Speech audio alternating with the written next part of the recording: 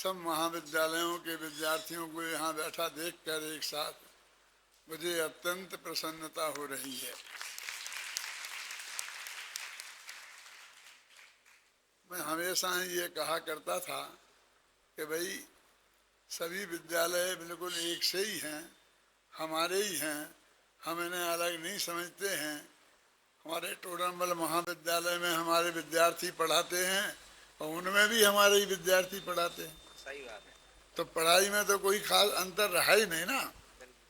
और यहाँ जगह जगह अच्छी से अच्छी व्यवस्थाएं लोग दे रहे हैं और विद्यालय खोल रहे हैं, तो एक दफे एक साथ बैठे।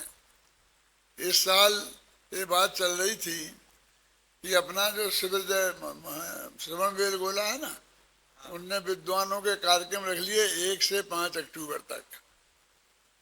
500 विद्वान बुलाए हैं। अपना शिविर भी इन्हीं तारीखों में था, 3 अक्टूबर तक था। हमसे उनसे बहुत बातचीत हुई तो उनने कहा कि हम आपके 100 विद्वान बुलाना चाहते हैं। 50 विद्वान तो स्नातक परिषद से और 50 विद्वान विद्युत परिषद से, जिसका मैं अध्यक्ष हूँ। तो इस तरह से 100 विद्वानों को श्रवण बेलगोला में उनने बुलाया है। पूरी समाज से 500 विद्वानों को बुलाया। 400 विद्वान, मतलब समझ लो अपने इस तत्व ज्ञान से में नहीं है वे, लेकिन दिगंबर जैन हैं, वो लोग हैं, और 100 अपन हैं। ऐसे 500 विद्वानों को जोड़े सहित अपनी पत्नी बच्चों सहित आवें। बढ़िया व्यवस्था सब भट्टारक जी करेंगे और वहाँ सेमिनार होगा। जब 100 विद्वान अपने जाएंगे तो हमारे छठे छठाए विद्वान तो सब चले ही जाएंगे ही ना उनमें, उसमें मुझे भी जाना ही पड़ेगा। तो ऐसी स्थिति में ये शिविर की तारीख बदलना हमें बहुत जरूरी था। तो एकदम इतना जल्दी तारीख बदलेंगे तो जो जितने लोग आते हैं वे भी नहीं आएंगे। ये विकल्प चल रहा था बार बार। तो मैंने एक प्रस्ताव रखा अपने ट्रस्ट की मीटिंग में कि क्यों ना हम अपने सभी महाविद्यालयों का ये शिविर लगाएं और जिसमें विद्यार्थियों को ठोस तत्व ज्ञान की पढ़ाई कराएं। और जिस विषय का जो विशेषज्ञ विद्वान है, बिना किसी भेदभाव के हम उस विद्वान को बुलाकर इन विद्यार्थियों का अध्ययन कराएं। जैसे हमने परीक्षा मुक्त सूत्र पढ़ाने के लिए, क्या नाम भैया तेरा, योगेश को बुलाया। लोगों को आश्चर्य बहुत हुआ। मैंने कहा कि वे आएंगे कि नहीं आएंगे। मैंने कहा देखो मैं बात करके देखता हूँ, मैं तो नहीं मानता कि मैं बात करूंगा तो वो नहीं आएंगे। मेरे कहने का मतलब है हमने बिल्कुल अलग सोच के माध्यम से ज्ञान को प्रमुखता दी, योग्यता को प्रमुखता दी, पढ़ाएगा कैसा इसको प्रमुखता दी। अपने और पराये का भेद विज्ञान नहीं किया। जैसे हमारे विद्यालयों के विद्यार्थी आए और कल बात चल रही थी कि इनके रोल नंबर कैसे देना। मैंने कैसे देना, इस विद्यालय के अलग, उस विद्यालय के अलग, उस विद्यालय के अलग। मैंने कहा ये नहीं होगा। सब विद्यार्थियों जैसे अपन क्या करो, मिलाते हैं सब चीजें, एक साथ मिला दो और फिर अल्फाबेटिकल सबको नंबर दो, जिसका जहां नंबर आ जाए। कौन से विद्यालय से कोई लेना देना नहीं। यदि हमारे वो विद्यार्थी हर क्लास में करीब 100 विद्यार्थी हो गए सब मिला मिलू करके, और ज्यादा भी हुए हैं, किसी में 150 से भी ज्यादा हुए हैं, तो उनको हमने 1 2 3 तो उनका अल्फाबेटिकल नाम दिया है।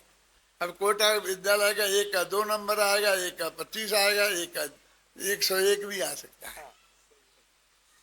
और वे उसके हिसाब से बैठेंगे। अब अपने विद्यालय के विद्यार्थी के साथ नहीं बैठ सकेंगे, उन्हें उसके साथ बैठना होगा। मतलब किसी तरीके से किसी भी तरह का कोई भेदभाव न रहे और कोई ये जान ही नहीं पाए कौन किस विद्यालय का है।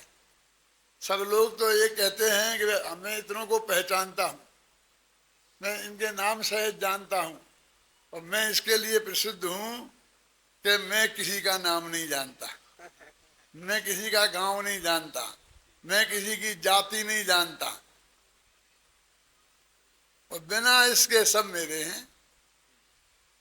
क्या मतलब इसके जाने बिना 5 साल पड़ जाता है प्रेमचंद जी, लेकिन मैं उसका नाम नहीं जानता। नाम की क्या जरूरत है? जाति की क्या जरूरत है? हम इस गुरुदेव के इस इतने गहरे तत्व ज्ञान को लेके बैठे और फिर ये जाति माति की बातें हम सोचें, ये बहुत हल्की बातें हैं। पूज्य गुरुदेव श्री ने क्या कर दिया? सारे विश्व को मिला दिया ना। हम जब सब लोग सोनगढ़ जाते थे तो एक गुजराती बैठा है, एक हिंदी वाला बैठा है, एक मराठी बैठा है, एक कन्नड़ बैठा है, ऐसे ऐसे ही बैठे रहते थे ना। और जहाँ ठहरते थे वहां भी ऐसा ही था। वो भाषा का जो भेदभाव था, जातिगत जो भेदभाव था, उसको पूज्य गुरुदेव श्री ने कभी महत्व नहीं दिया। मुझे नहीं पता कि पूज्य गुरुदेव श्री मेरी जाति जानते होंगे, और उनने मुझे जाति की वजह से, प्रांत की वजह से कोई मतलब स्थान दिया हो और नहीं तो नहीं दिया हो, ऐसा नहीं। तो ये भी हमारे यहाँ, हमारे इस काम में होना चाहिए। हमने तो यहाँ तक सोचा था कि जो हमारे और बाकी के जो लोग आएंगे तो उनको हम दर्शक गैलरी में बैठा लेंगे। अभी कैसी व्यवस्था हुई आपको मालूम पड़ जाएगी। हमारे जो विद्यार्थी हैं वो अलग बैठेंगे और दर्शक हैं वो अलग बैठेंगे। उसमें फायदा क्या है कि विद्यार्थियों से तो हम पूछेंगे, बीच में खड़ा करेंगे। पढ़ाई करानी है हमको, सबसे प्रवचन नहीं कराना है। इन सब विद्वानों को मैंने निवेदन किया है कि आपको क्लास लेनी है, प्रवचन नहीं करना है। प्रवचन जो शाम को एक होगा तो सुमत प्रकाश जी करेंगे, सुबह एक मैं करूँगा, और प्रवचन 2 ही होंगे, बाकी क्लासें होंगी, प्रवचन नहीं होंगे। क्लास और प्रवचन में बहुत फर्क है। प्रवचन में जितने ज्यादा लोग हों उतना अच्छा माना जाता है, क्लास में जितने कम हो उतने अच्छा माना जाता है। ये झगड़ा चलता है 50 से ज्यादा क्लास हो तो 2 क्लासें कर दो, चलता ना। अभी बड़े बड़े जो स्कूल हैं स्टैंडर्ड के, उनमें 30 की एक क्लास होती है। यदि 60 विद्यार्थी हैं तो वो 2 एक्सेप्शन कर देते हैं, और प्रवचन के लिए तो जितने हो जाए उतना ही कम है। प्रवचनों में जितने उदाहरण होते हैं, जितनी और चीजें होती हैं, क्लास में वो नहीं होती हैं। मूल तत्व ज्ञान पढ़ाया जाता है, सूत्र से पढ़ा। सबका हमने पाठ्यक्रम नक्की किया है। इतने सूत्र आपको पढ़ाने ही पड़ेंगे। 8 दिन में बाद उनकी परीक्षा होगी, फिर रिजल्ट निकलेगा, फिर जो फर्स्ट क्लास, सेकंड, थर्ड जो होंगे उनको पुरस्कृत किया जाएगा। वो सारी प्रक्रिया हमने इस शिविर में लागू की है ना। और फिर दर्शक लोग भी इसे देखेंगे तो पसंद करेंगे। यदि वो कहेंगे कि हम भी पूरी तरह पढ़ना चाहते हैं, हम भी परीक्षा देंगे, हमसे भी बीच में पूछा जाए, तो हम उनको भी इनमें शामिल करने की कोशिश करेंगे। यदि ऐसे कुछ लोग आए तो, कोई एक आदमी आया तो नहीं करेंगे कुछ भी। 10, 20, 25 आदमी ऐसे हुए कि जो ये कहें कि हमें भी इसमें पूरी तरह शामिल करो, तो हम करेंगे पूरा। मैंने कहा मैं पूरा देखूंगा कहाँ क्या क्या हो रहा है, कैसे हो रहा है, आप समझे ना। और भाग्य से 2 दिन पहले मेरी तबीयत खराब हो गई, हिलना डुलना बंद हो गया। मैंने कहा अब क्या होगा। लेकिन आज मैं यहाँ बैठा हूँ, आपके पास हूँ, प्रवचन कर सकता हूँ, और मुझे भरोसा है कि मैं बराबर, मैंने भी विषय ऐसा चुना जो क्लास का है, दृष्टि का विषय। सुमत प्रकाश जी को ऐसा सब्जेक्ट दिया द्रव्य गुण पर्याय, जो हमारे कोर्स की चीज है। क्या आप भी उनको भी निवेदन किया इस तरह पढ़ाएं कि जो उसके विशेषज्ञ विद्वान बने। यानी ये जो ऐसा लगता था कि हमारी पढ़ाई के बीच में एक विघन आ गया। कॉलेज वाले कहते थे, हाँ शांति जी कहते थे, दादा तुम ऐसे शिविर करते रहोगे तो हम पढ़ाएंगे कब। हमारा कोर्स पूरा कब करेंगे? फिर हमसे कहते हो कि कोर्स पूरा नहीं हुआ। यहाँ शिविरों में जाएंगे, पंच कल्याणकों में जाएंगे, सब जगह जाएंगे, फिर कोर्स पूरा कैसे होगा? हैं? तो हमने कहा भाई कोर्स का ही पढ़ाएंगे, जो कोर्स का भी है और वो इसका भी ध्यान रखा गया है कि हमारे मुमुक्षु भाइयों के लिए भी उपयोगी हो और उनकी भी समझ में वो आए। ऐसा थोड़ी है जब आपके बच्चे समझ सकते हैं तो आप लोग भी सब पढ़े लिखे हैं, स्वाध्याय किए हुए लोग हैं, कोई साधारण लोग थोड़ी हैं। यहाँ साधारण लोग तो आते ही नहीं हैं। इसलिए हमने ऐसी बहुत चीजें करने की कोशिश की है।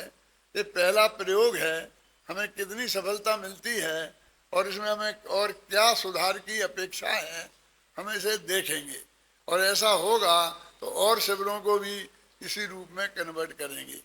आपको जानकर अत्यंत प्रसन्नता होगी कि कोटा से पूरे विद्यार्थी जितने वहाँ विद्यालय में हैं और अध्यापक सब यहाँ आ गए।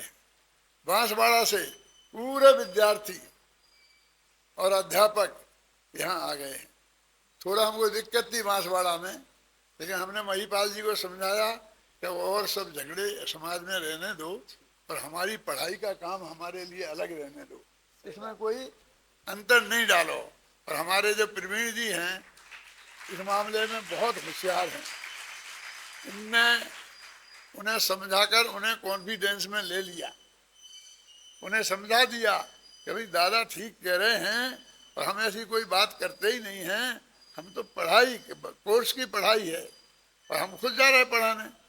वे भी पढ़ाएंगे, वे भी अपने विषय के बहुत बड़े स्पेशलिस्ट विद्वान हैं, मास्टर हैं। तो मेरे कहने का मतलब है कि ऐसे अनेक प्रयोग हमने इस शिविर में किए हैं। देखो कितना हॉल पूरा बैठा है ना। हमारी हाजिरी होगी रोजीना शिविर में, हर क्लास में हाजिरी होगी और उसके हिसाब से सारे रोजाना एक हर क्लास पूरी भरी मिलेगी, एक हॉल पूरा भरा मिलेगा। मतलब वो उपस्थिति ये हो जाएगी।